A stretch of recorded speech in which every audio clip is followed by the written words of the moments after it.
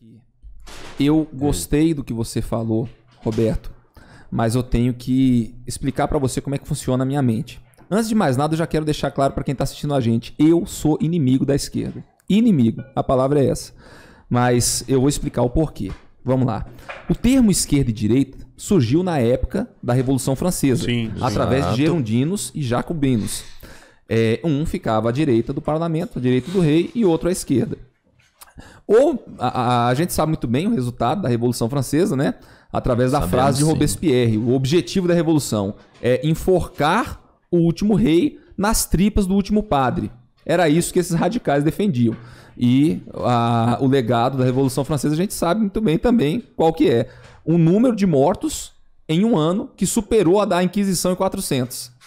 Então é um legado de sangue. Saiu cortando a cabeça de todo mundo. Para o Brasil foi bom, porque Dom João VI acabou saindo de Portugal e vindo para o Brasil, que elevou o Brasil à condição de império, né? E que trouxe muito progresso para o nosso país. Mais recentemente, advindo ainda dessa mentalidade revolucionária, surgiu o comunismo. Então, a esquerda hoje, ela é comunista. Não importa qual seja o nome necessário que a gente vai dar. Ah, você é comunista. Não, eu não sou comunista, sou socialista. Qual que é a distinção de socialista e comunista? Para alguns teóricos do comunismo, seria impossível para um Estado capitalista evoluir direto para o comunismo. Então, o regime de transição seria o regime socialista. Aí outros falam que são progressistas. Bem, o progressismo é o nome que o socialismo recebe nos Estados Unidos. Lá, se você quer falar que o cara é de esquerda, você fala que ele é progressista. Mas a ideia é o seguinte: existe um fundamento por trás do pensamento comunista, do pensamento socialista. Esse fundamento começa, na minha concepção, no Manifesto Comunista de Karl Marx e Engels, aonde ele inicia o texto falando que toda a história humana é uma história de luta de classes. Você não precisa se auto-intitular comunista para ser um comunista. Se você acredita na luta de classes da maneira como ela é posta por eles, porque eu sei que existem classes, mas se você acredita nesse conceito de que a história humana, a evolução humana, o progresso humano advém de uma luta perpétua de classes, você é comunista sem saber. Então, isso é uma grande mentira histórica.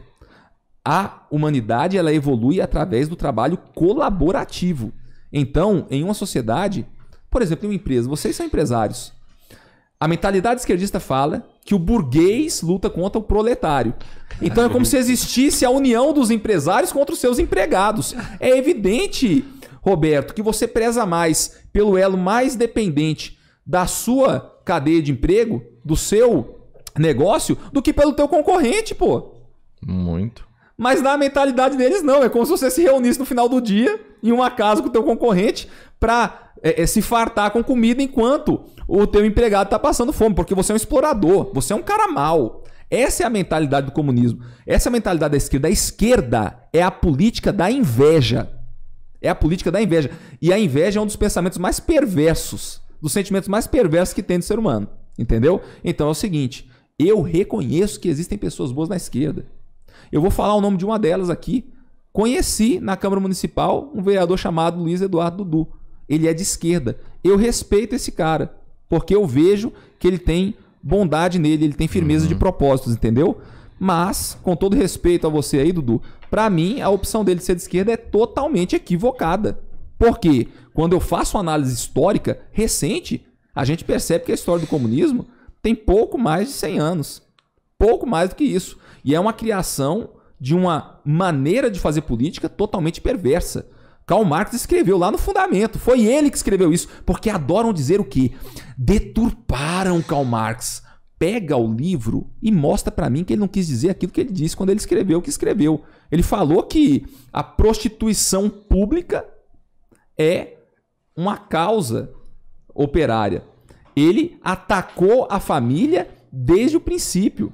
Por quê? Porque ele acreditou que a família é um mero preconceito burguês sobre o qual se constrói toda uma sociedade opressora. São palavras dele, não minha.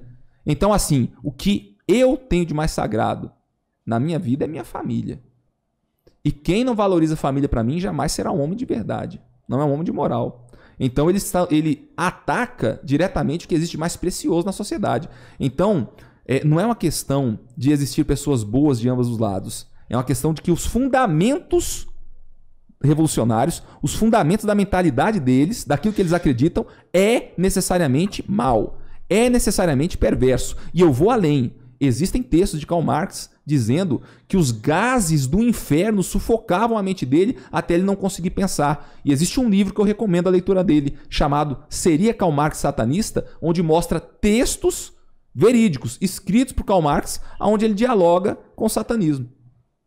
Então, eu sei que na política nós temos, em uma síntese, uma verdadeira guerra espiritual de bem contra o mal. Então, se alguém virar para mim e falar que, cara, você está radicalizando demais, você está jogando para os extremos, eu sou obrigado a falar o seguinte: eu simplesmente tenho consciência da situação e do que realmente nós vivemos. Cara, eu vou te falar assim.